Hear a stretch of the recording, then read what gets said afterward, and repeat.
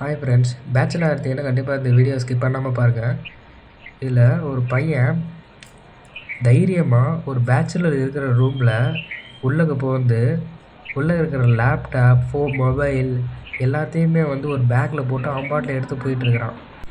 So bachelor இருக்கிறவங்க கண்டிப்பாக வேலைக்கு போகும்போது ஒரு பூட்டு போட்டு சாவியை கம்பெனிக்கு எடுத்துகிட்டு போயிருங்க.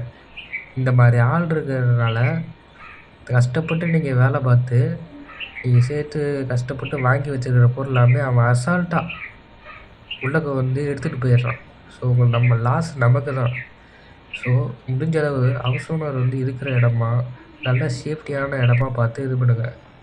இதில் சிசிடிவி இருக்கிறதே தெரிஞ்சோ தெரியாமையோ இருக்குன்னு தெரியாமையோ அவன் பாட்டில் அசால்ட்டாக உள்ளக்க இருக்கிற எல்லாத்தையும் பொருட்களையும் எடுத்துகிட்டு போயிட்டான்.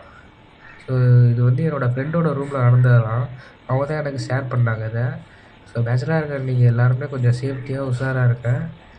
யாராச்சும் அவங்க ஏரியாவில் சந்தேகப்படும்படி யாராச்சும் இருந்தாங்கன்னா உடனே போய் போலீஸ் ஸ்டேஷனில் கம்ப்ளைண்ட் பண்ணிடுங்க. சரிங்களா? ஏன்னா நமக்கு தான் லாஸ் இது.